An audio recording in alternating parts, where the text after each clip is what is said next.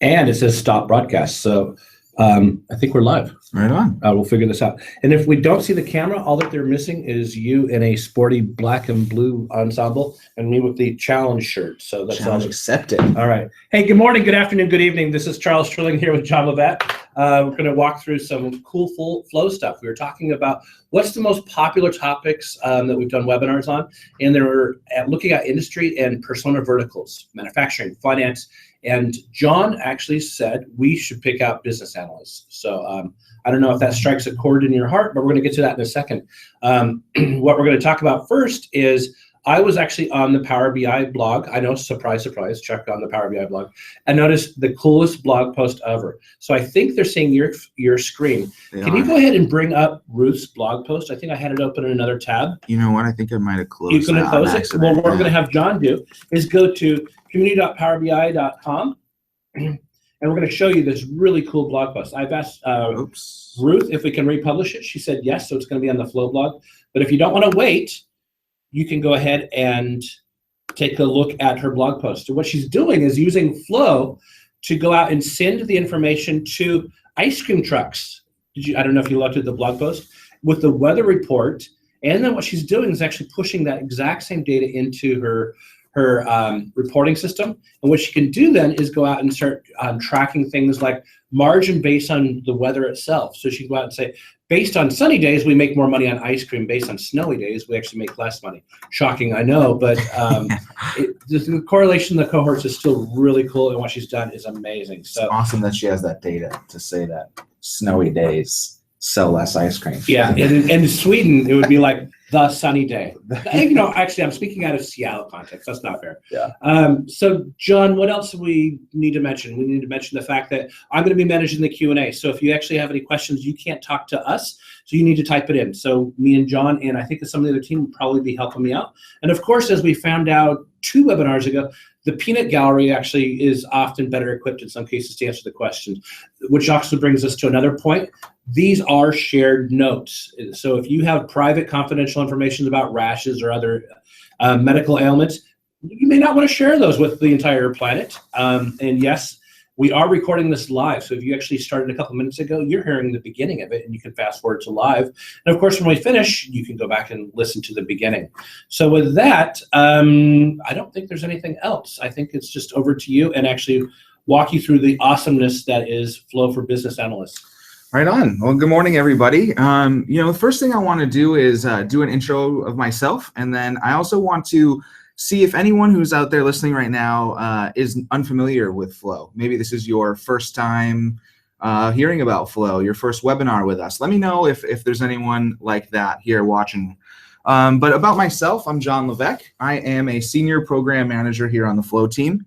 My focus is community and engagement. And so what that means is that if you are a customer, if you are a partner, if you're using the product, selling the product, working with the product, I want to make sure that your voice is heard, that you are having the features that you want delivered, that you are able to work through the scenarios that you need to work through, and we're putting out plenty of feedback channels to make sure that we collect all that. So I'm going to do my own little plug here. Make sure that you get on our Twitter, follow us there and talk to us, and even more importantly, jump into our community. It's growing every month. There is a ton of great conversation happening there. We're also looking to evolve the platform to make it more community friendly and less about just answering questions and solving problems. We really want to get to know you guys, get to know your business, get to know your use cases, figure out how we can really become closer and help you guys work through the stuff you're trying to work through. And we've got Constance from Greece. It sounds like he's a newbie. And we've got DJ Singh Bias. Don't know where he's from, but he says he's new from Flow as well. So awesome. Welcome aboard, and hopefully, guys, you're going to learn a whole bunch today. Yeah, welcome, guys. Okay, so since you guys are new, I'm going to go ahead and just do a quick overview to kind of walk you through the tool and show you a couple things you'll want to know. So the first thing is if you're new, the best place to get started before even jumping in the tool and playing around, it would be if you went to the Learn button here and clicked Guided Learning. This is an area that's going to give you a ton of great information to get started. So you kind of see here, we've broken out topics like guided learning for flow, the building blocks, reviewing your first sections, getting into building flows, what some of those things look like, managing flows, and then for admins, this stuff is more for the admin end of things, learning about environments and DLP, data loss prevention policies. And so I would say that's probably your best place to start. From there, you have a couple other options on where you can learn. I mentioned the community a minute ago. That's here. You can see that we have some various different sections, general questions, connecting to data, building flows, using flows, so on and so forth. That's another great place now. If you went through guided learning and you have some additional questions, this is a great next stop. And then finally, if you really want to dive deep and learn about some of the advanced things inside of Flow, you could go here into our documentation. And this is going to be the area where you'll get the most deep dive on what's possible with Flow. And so this would be your third stop. Now, to go back to the site here, another great place to jump in if you're new is templates. Templates are going to let you get flows running in a matter of a few clicks. Basically, you would click into one.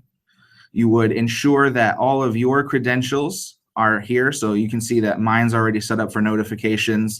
I go ahead and click on Create Flow. And that's it. It's already done. And so now to keep in mind for that flow, the one I just created, you can notice there's this little button press right here.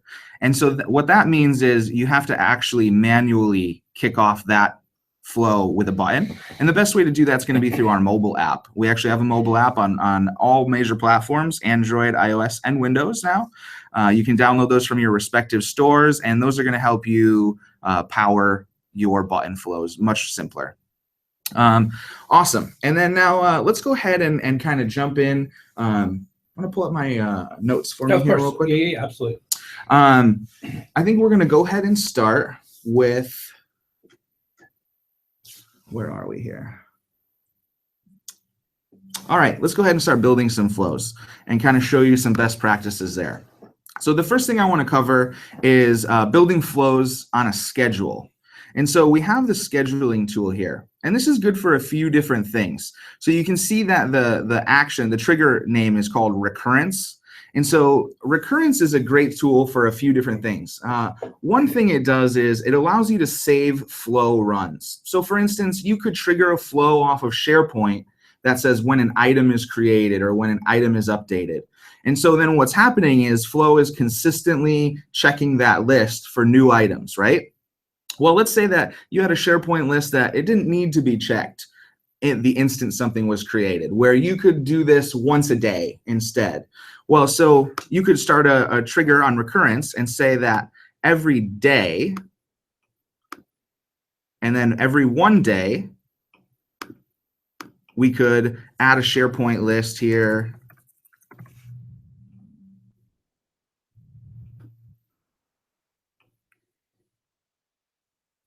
And we could say get item or update item, right? So now every day we get all of our items from a specific list. I'll go ahead and just fill one in here.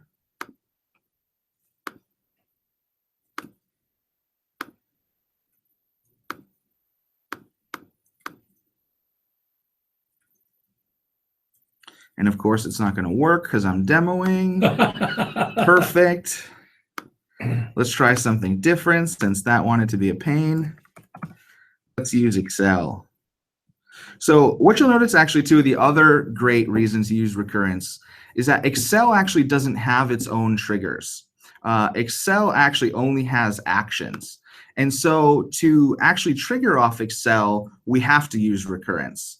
And so let's say that once a day, we wanted to get rows off of our Excel sheet that lived on OneDrive in the cloud. And so you can see that my OneDrive for Business is already connected here. And I was doing a sample problem for a Reddit customer. Actually, if you guys don't know, we also have a Microsoft Flow subreddit that you can be a part of. Just search /r/Microsoft Flow on Reddit, and you can join that. And now I'll go ahead and choose my table. And so now what happens is once a day, I'm going to go ahead and get the rows from this table. And so recurrence, you can see it typically works with SharePoint. Not sure what happened there. I'll check into that after this, but it allows you to save flow runs, and it also allows you to interact with Excel on the cloud. I think those are the two main uses for recurrence. Anybody having any questions around recurrence? They're not, but I would actually comment the fact I always start all of my flow explorations using recurrence, because I don't have to worry about a trigger kicking it off or me manually doing it, because I know that there's going to automatically, almost like debugging, one's going to kick off and I'll see if it goes. So again, if you're starting off and you're just playing, recurrence is a great way of starting. Also, there's a couple of questions from Seth and Neo about turning off the little blue icons in the corner that are turned off. Let me see if I can look into that, and I'll have you keep going. I wonder if that is ready. We're going to have Inception here. Okay, and so no, so my camera's off. Yeah, and I turned my camera off. So I think it's actually our feeds as presenters, but I'll take a look at it while you're actually working. Did it go away? Yours did go away. What did you do? You can click on your little box and hit hide from broadcast. Hide from broadcast. I'm looking in the camera and thanking Neo, and then the camera's turned off. Perfect. So Neo, hopefully this is better. Awesome. Okay, so that's recurrence, and those are its main uses within Flow. Again, best practice would be set recurrence to the minimal amount of runs necessary. So let's say the data only needs to be checked once a week, set a recurrence for a weekly check. This way you can save flow runs across your environment. And in case you didn't know actually about flow runs, they're aggregate across your environment. So each license, every person has 4,500, and those actually all come together to be aggregate across the company. So let's say you use 20,000 and someone else uses 0. That's perfectly okay because they're shared. Just a quick tidbit to add in there. Okay, so from recurrence now, let's actually use another schedule trigger.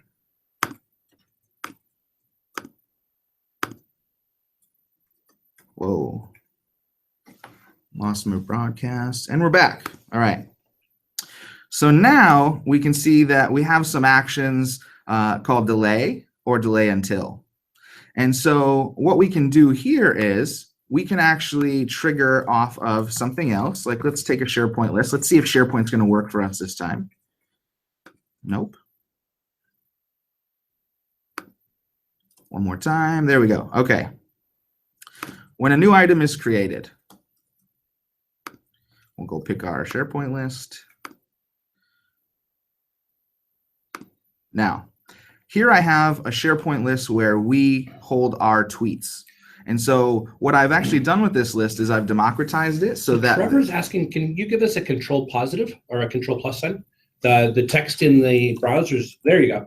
I think, Trevor, that should be better. Hopefully that's the case. And then Arturo is asking, as I'm sure you're going to do this, can we make sure to show them where you actually see the run success and failing? So go in and show those runs. Okay. Okay, but keep going with what you're doing first. Sure, absolutely. Okay, so we can use delay until. So basically what I've done is I've created a SharePoint list. I've shared it out to my team.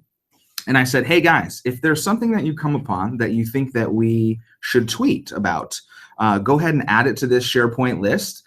Do a couple of things. Give me like the source of where it came from. Give me a link. Put your 140 characters that you think we should tweet out. And then give me a date, suggested tweet date on when you think that should actually go out. And so then what we'll do is we'll add an action. And we'll use our schedule service again. And this time, we'll delay until. And what we'll do is we'll grab the dynamic content from our SharePoint list for suggested tweet date. And so now, it grabs the data from SharePoint, it delays until the time, and now we'll say that we want it to post to Twitter.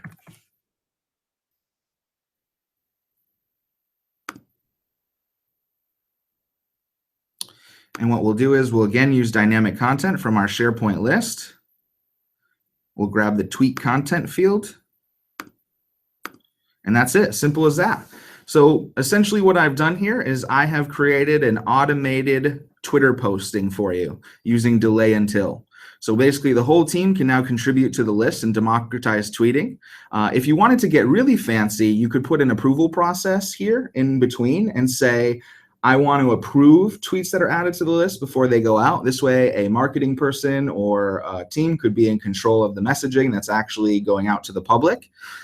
Then that information is delayed going out until the tweet date, and then Flow automatically posts it to Twitter for us when our date is met.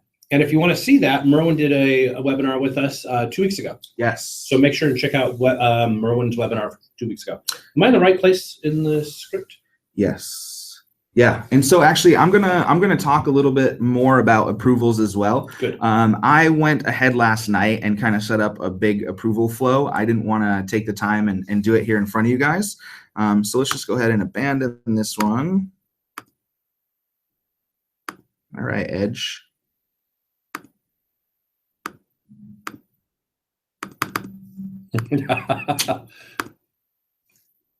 Well, welcome to Chrome.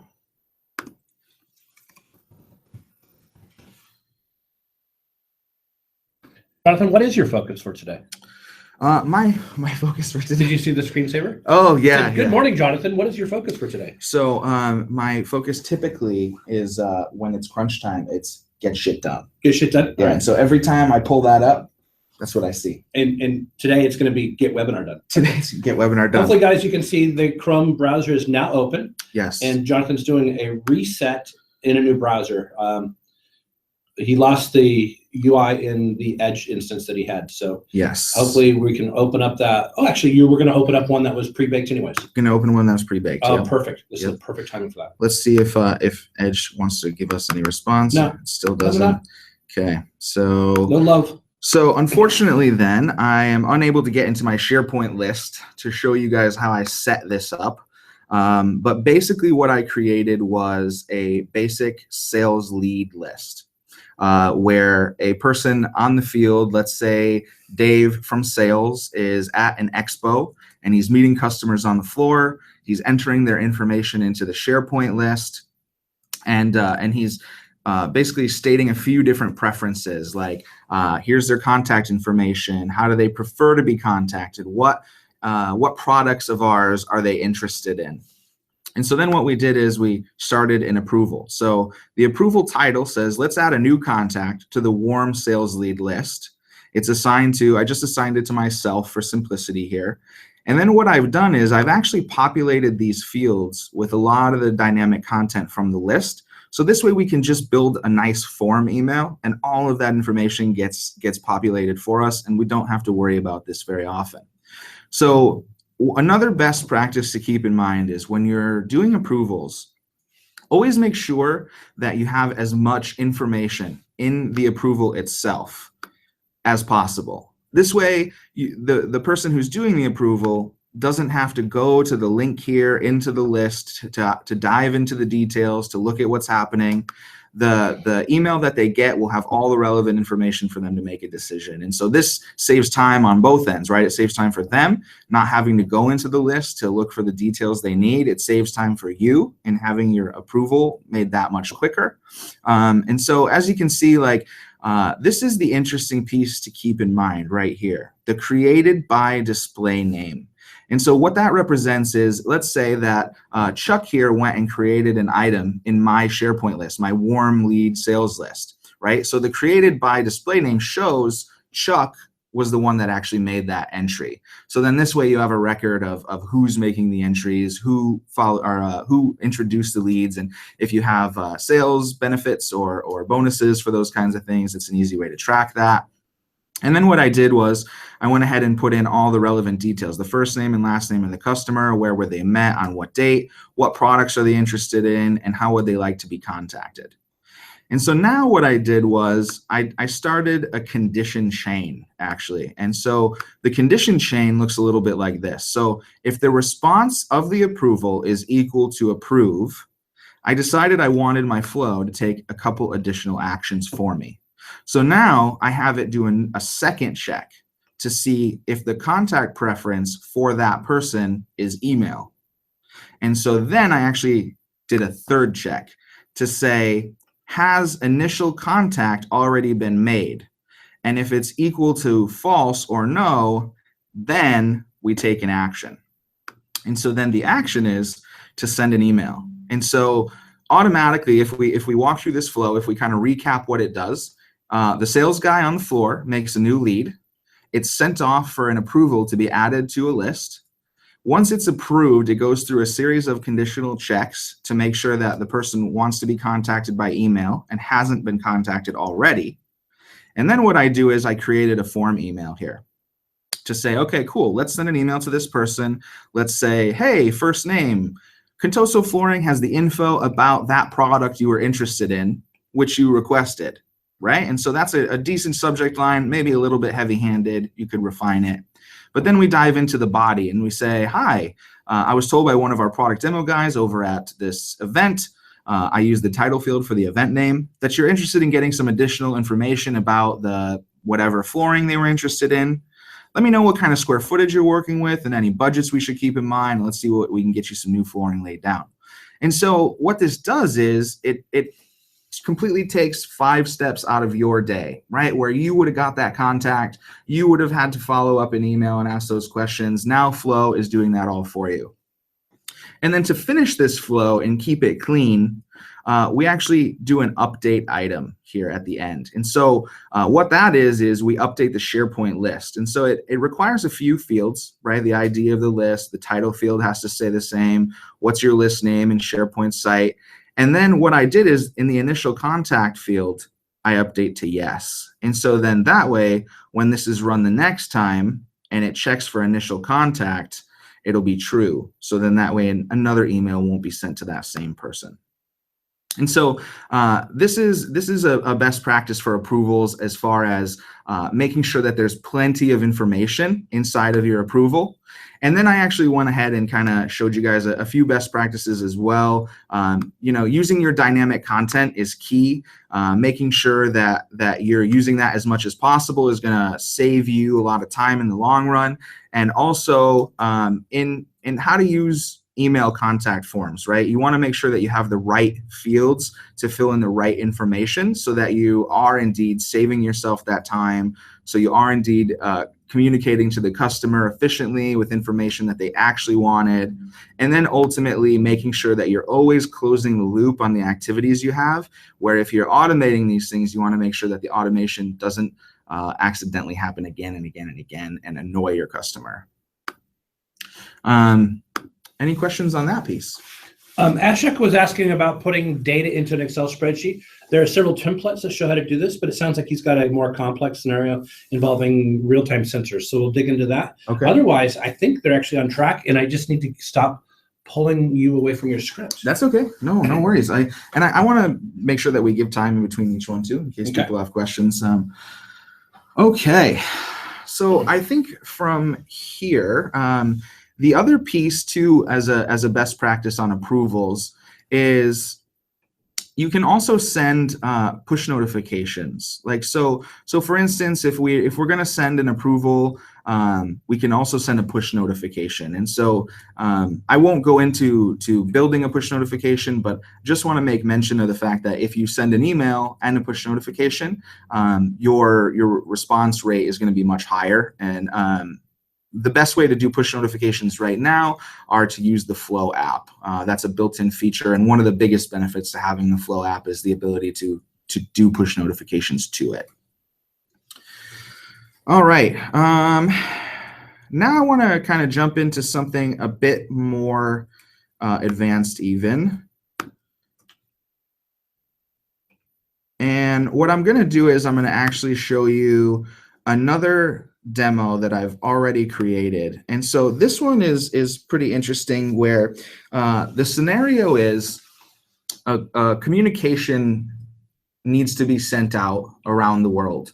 And there's various different offices in the company where this needs to happen, and different people need to be notified. And also the company would like to track all of the different time stamping that happens on this. So for instance, when the approval is approved, what's the time? Then when the work is started, what's the time? When the work is finished, what's the time? This way they're able to track the difference in time between approval to work completed. And I'll go through this one a bit slowly here, and I want to make sure that if you guys have questions, feel free to throw those at Chuck and he'll let me know. All right, so of course my demo is going to break again, huh? Let's refresh and see if we can fix this. While you're fixing it, I'm going to read Neo's question. Okay. I've been chatting with Ashok, so I lost Neo's question. Can we create nested flows? Create nested flow application like calling a flow from within a flow and with some inputs or outputs to parent and child? And I think I know the answer to this one. Let me take a run at it. Okay. Directly calling a flow from a flow is something that the team actually wants to enable. But the easiest way to do it now is actually go ahead and put data into something that has a trigger on the other side. So if you want to actually go out and send text to it, you might actually dump that text into a inbox, and then you actually have a trigger on a different flow that says, hey, when I get something out of my inbox, I go ahead and grab it and parse it. So that way you are calling a flow from a flow through a trigger mechanism, passing the parameters, whichever you used. So is that a good answer? That's a great answer. Yeah, it's not a beautiful experience right now. That is the hacky way to do it. Are you thinking Rube Goldberg? Yeah. Okay. Yeah. But like Chuck said, also the team is actually working on that, being able to expose flows as flows or flows to run within flows. Right. Yeah. And then a more elegant way of doing it would be like using a REST endpoint. So, right. Yeah. Right. So anyways, but we digress, and that's not today's topic. No, but again, if you have that ability and you do want to use flow as an endpoint and you can code the REST API calls, then let's talk, because I'd love to see you make that happen. Right. Yeah. Cool. Okay. So for some reason, I don't know why my approval piece is broken here. It's not showing the customization even in Chrome. Mm-hmm. So apparently the flow site may be having some issues this morning. So I'll just kind of walk through it. Basically, what I have here is a new item is added. There's a huge SharePoint list that connects to this with about 20 different fields. And the customer actually needed a multi-select field, which unfortunately Flow can't consume currently. And so what I went ahead and did is I customized the SharePoint list and I broke all those out into radios. So for instance, they had like, please select the 6 notifications where you need this sent. And instead of choosing checkboxes, I just made them radio buttons. Does this need to be sent to the USA? Does this need to be sent to China? Does this need to be sent, so on and so forth? And so that's the way to get around multi-select right now, is just creating multiple fields with single questions. Again, not extremely clean, not the most beautiful experience, but totally possible, even if hack-ish. So what happens is a customer adds a new item saying, I need a communication to go out to China, and it's about this, and I need it sent on such a date. And so then an approval is started where the global communications team takes a look at that and says, okay, cool, we can help with that. We approve this communication.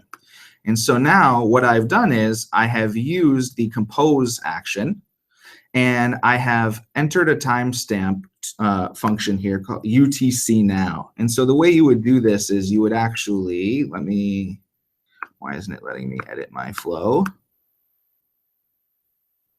Man, we are full of... Your computer hates you today. It hates me today. Okay. So anyways, you would put quotes on both sides of this, quotes at UTC Now, open parentheses, close parentheses, quotes. And that would enter that action for you. And basically what that does is it grabs the time of right now in your time zone.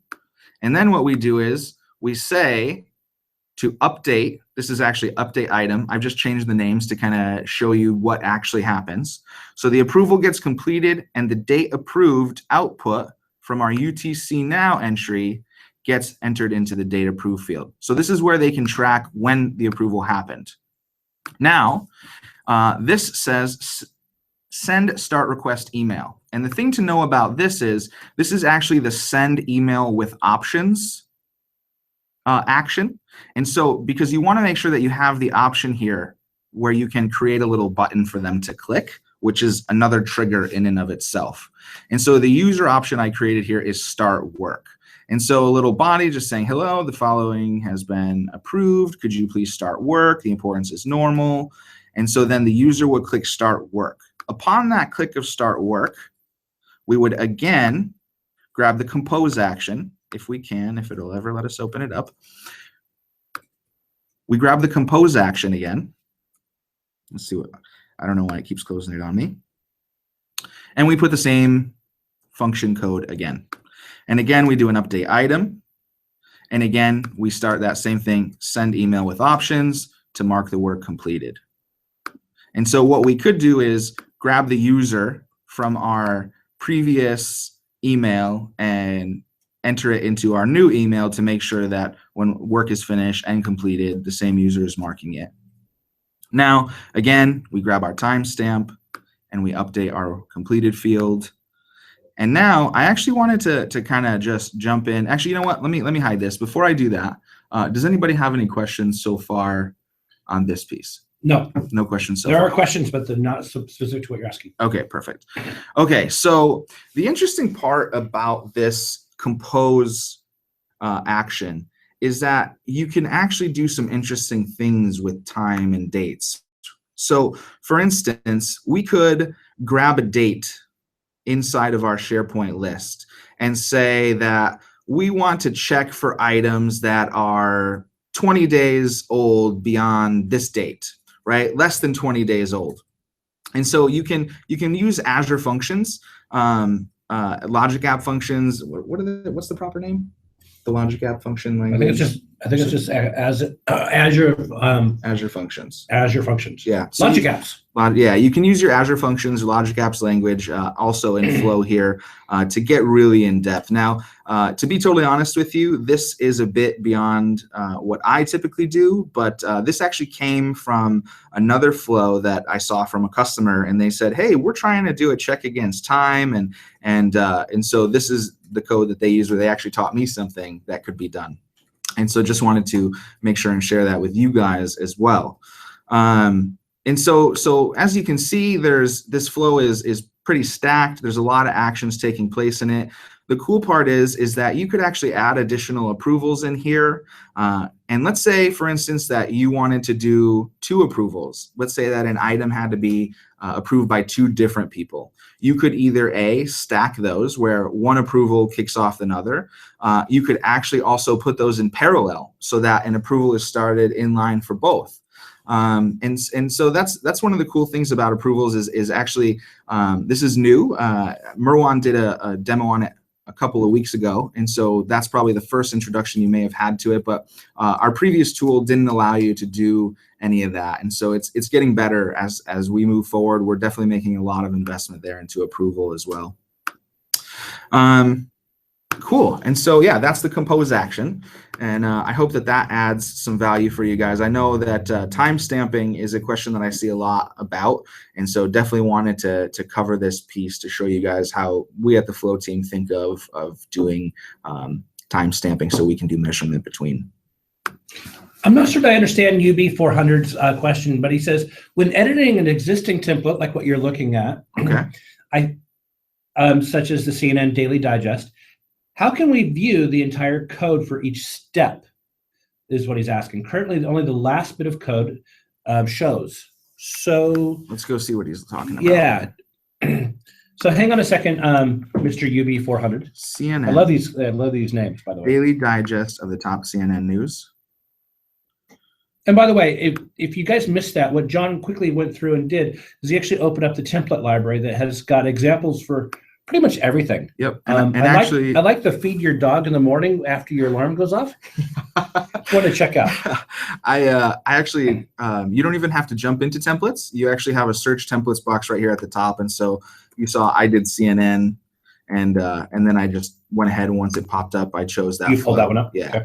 Okay, so now we have that flow built, and we can see here all of the different steps in it. And so what is the piece that he says that he wants to see the code for this of the compose action? And he here? says he only sees last bit. Is it that HTML experience? Is that what he's talking about? I'm not sure. Yeah, okay. I mean, I assume that this I don't is know what he meant by talking code. about. That's the ambiguous part. It just says code. Okay. Yeah, I'm not sure what to offer him on that one, because there's no way in the flow tool to expose any more than this. Okay, but is there more up there? Is there more HTML text? No, in that dialog box. No, I that was at the top. That was and that's at the bottom already as well. Yep. Okay. Yeah, sorry, I'm not more help on that one. If you could send us a screenshot, either to John or myself, or I don't think you can post pictures in here. What I had to do is post a picture on Twitter and then show a link to the Twitter feed. Okay. We can take a look at what You you're can throw talking my email address there also in the chat. All right, we'll do that. Email directly. And I think they actually have them by us being registered, but okay. All right, cool. Want to pull up my script for me real quick? Absolutely. And we're way down here. We are.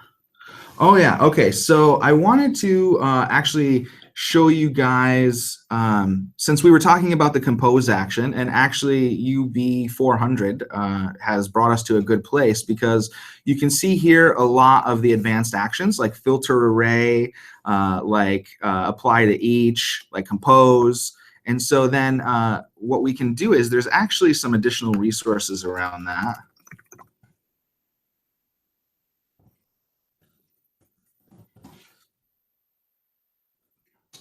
And there is a Azure Functions library. Should we put up my notes real quick there, Chad? Yeah, Let me see. msdn.microsoft.com/en-us/library.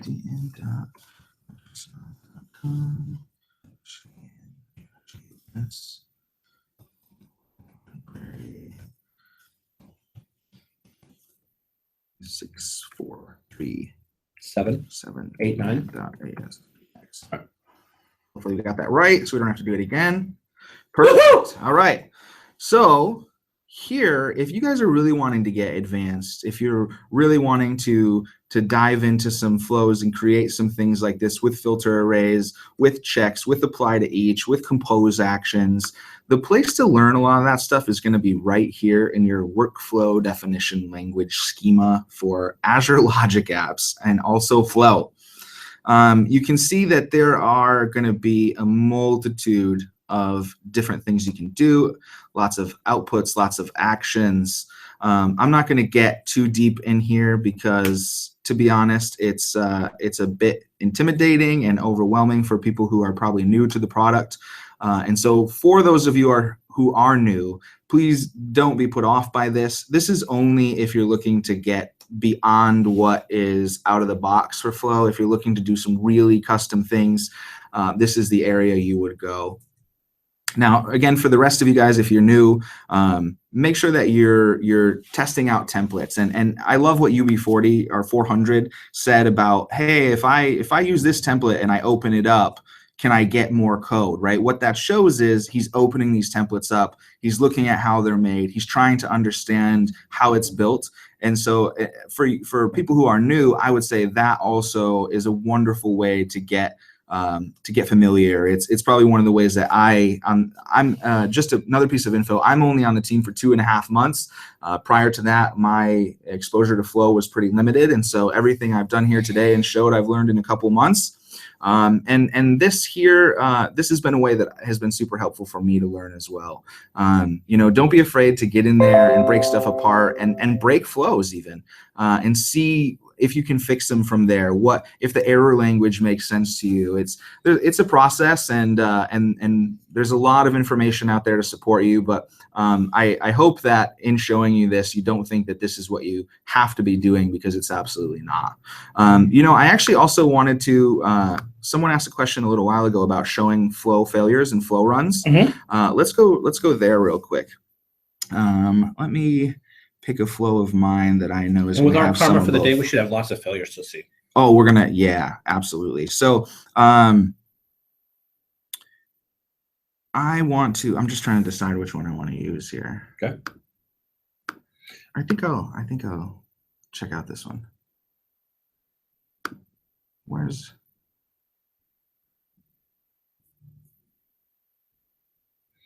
UB400 was saying that you were in the right spot. There are some places where the text of the block of text is actually larger, and it scrolls you to the bottom. So I think what he wants is a better editing experience for inserting HTML tags. And I don't know about your guys' backlog, but I do know for a fact the Power Apps guys is actually working on that. So I'm assuming that you're going to be picking up the exact same work. Okay. So okay. I know what you're talking about. It's like if you want to send out a piece of email and you have the whole body in there and you get a lot of HTML tags for formatting, it gets really arduous to actually start editing in those little small blocks. Okay. So it is something on our backlog, if that's what you're referring to, Mr. UB400. I think it is UB40, but but he's 10 times better. He's 10 times better, yeah. Or more unemployed. Yeah. All right. So, you know what's really funny about this is the UI has changed today. So. And while you're looking, yep. David Van Herden, and David spells a W, so it's David, is asking, can the flow check if an existing instance of the flow is running already before it triggers it again? And I think he's actually referring back to, he was actually playing with REST endpoints, and he's finding out that the trigger would actually trigger multiples while one is already running rather than queuing them up. So David, I think we need to look at your use case. And that's probably something that I would be best to look at because it's actually something that I was going to dig into. So I'm going to type in my email address. And if it's not concerning the REST endpoints that we were talking about earlier, let me know in the chat window and we can address it. And my email address is super easy, much easier than John's. It's chass@microsoft.com. And it's in the chat window as well.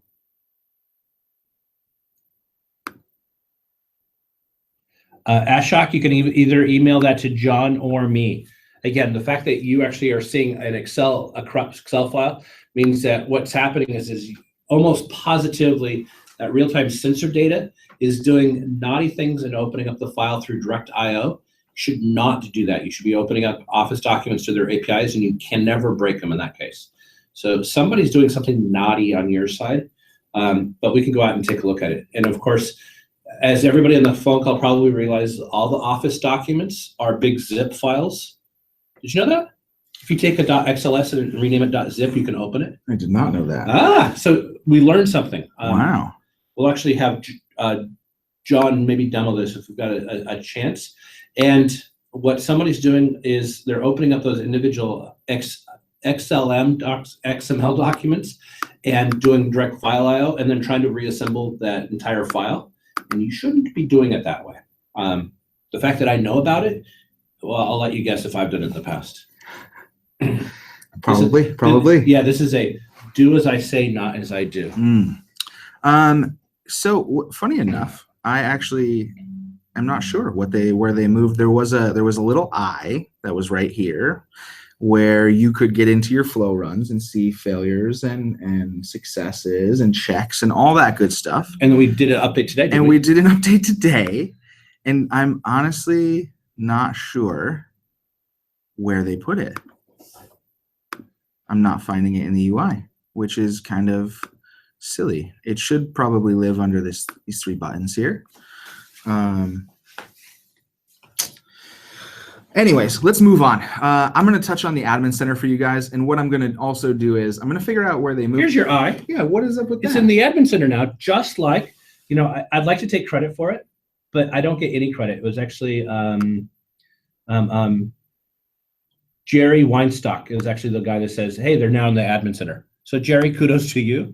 But I actually see now my flows in my admin center. And it sounds like from Sandy, there's actually a staged rollout. And she's actually seeing it in her normal view. Interesting. So I am seeing them here. I get my succeeded and whatnot in the admin center. So I actually am in the admin center right now. You're not in the admin center. I went here and I actually chose flows. So I went gear flows. So gear flows. Not there. Oh. Weird. You're not seeing it. I'm not seeing it. So apparently we have a regional rollout that's happening. Some of you are going to see this my way. Some of you will see a little eye right here. And that eye currently is the way to see your flow runs, your flow checks, your successes and your failures. And to be perfectly honest, I'm not sure where they put it now. And so what I'll do is... You want me to share my screen? Sure, yeah. Okay.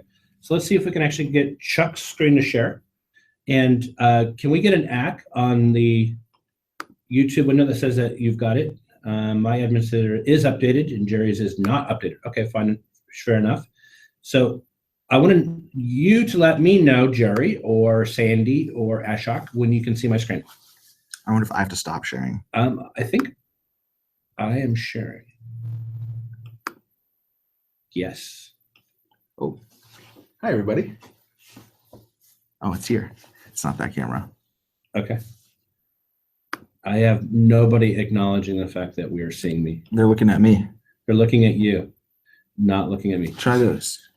Broadcast. Present to everyone. Okay. And if you could turn off your camera. I did. And what we should be seeing is my screen. One more time. Yay, Jerry says you can see me. Okay, Jerry, so I have gone in and I've actually opened up under my flows. You can actually see the different flows. And the eye that we were talking about for Neo, I think it was. No, probably not.